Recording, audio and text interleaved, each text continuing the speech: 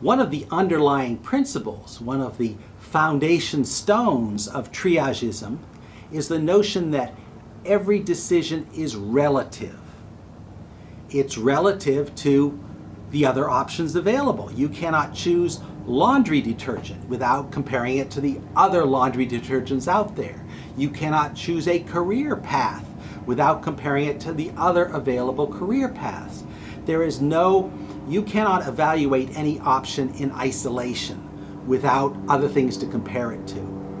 Now, this is contrary to the religious standpoint, which is usually that there are these fixed rules, these 10 commandments, and you have to rigorously obey them regardless of the circumstances. For example, a religious person might say, "Thou shalt not kill." It's right there in the Bible, "Thou shalt not kill."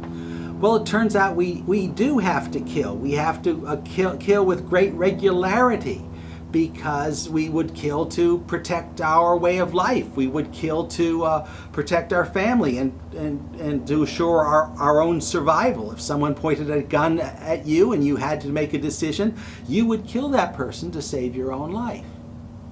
You are also killing on a regular basis by neglect alone. You're going off and having fun with some resources. You're spending $50 on some little trinket you don't need, and that $50 could go to save someone's life in some country where people are starving. And you are indirectly killing someone by misusing your own resources.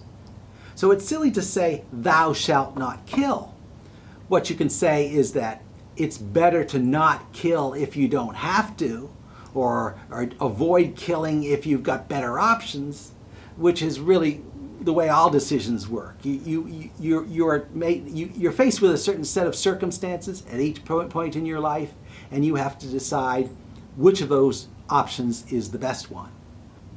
It's all relative. It's relativism, that nothing, there's no fixed law, there's no fixed morality in the world. There is only relative decisions at the point you are making a decision. That means that every decision you make is different. At some point in time, you're at a crossroads. You have to make a decision. You have to choose which college to go to, and you can only choose among the colleges that have actually accepted you, and you have to choose based on the information you have right now, which is probably incomplete information. So you're making a relative choice between colleges when you make this decision, and it's true at every crossroads in your life. You're deciding based on the other options, which is the best option for me now. And this is actually pretty freeing. This is actually is a great asset, because if you realize that, then you don't have to have perfect knowledge of what you're doing, or what life is, or what the future is. You just have to choose among the options that are available and take the option that seems to offer you the best array of possibilities in the future. The absolutist position, the religious position, is a bunch of "thou shalt nots." Thou shalt not kill, thou shalt not commit adultery.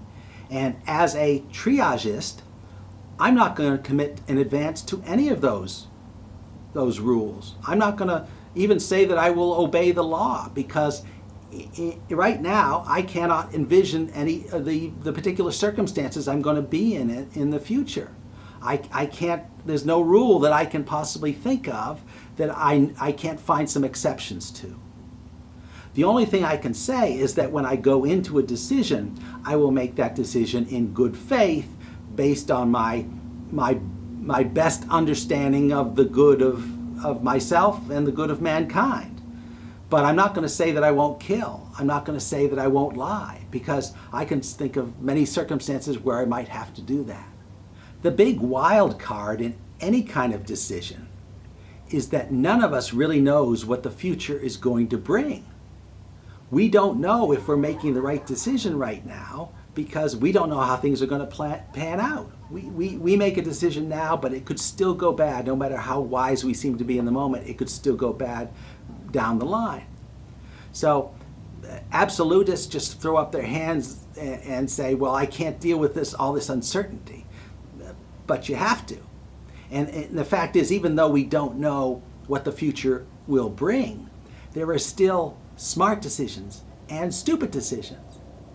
You may not know where you're going to be in 5 years, but it's still a bad decision to go out and rob a bank. Okay? Bad choices, because that particular decision, that particular choice is going to head you down a path where the probability, the statistics are against you. So every decision is a gamble. You're throwing the dice, but you still, what the purpose of this decision is to stack the cards in your favor. You're engaged in a gamble. Every decision is a gamble, but what you're doing in that decision is trying to stack probability in your favor.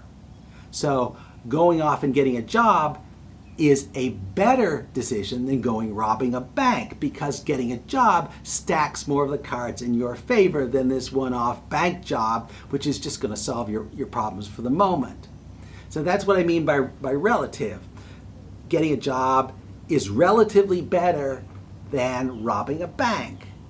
It doesn't take a genius. So if you go through life and just make these simple relative decisions at each point in time, then the probability is probably going to head you in a good path. It's not a guarantee. It's just probability.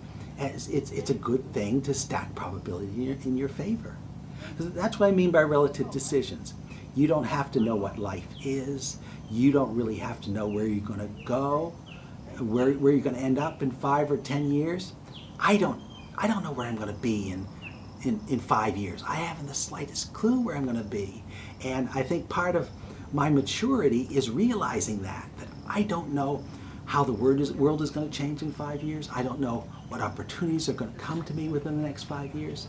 So I'm just making the relative choice of which of these options currently available to me is going to set me up best for the future. So that's an easy way to approach life. We've already talked about the fact that you're trying to arrange your life to minimize your pain in the future. You're using predictive hedonism to try to minimize your pain and maximize your pleasure in the future. So you're working toward the future. So when you come to a decision, right now, there's a fork in the road. Right now, today you're probably facing some kind of fork in the road. You have to make a decision which way to go, there's a couple of options being presented to you. Do you take those options, or do you wait for other options?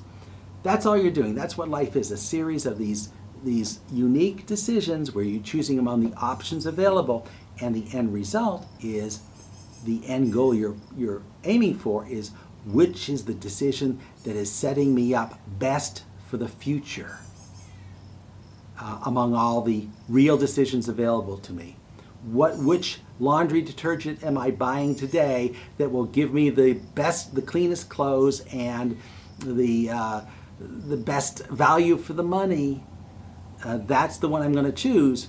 Even if down the line the detergent doesn't perform as expected, still you want to use the data that's at your disposal to make the best decision you can from the few relative options that happen to be available to you at this moment.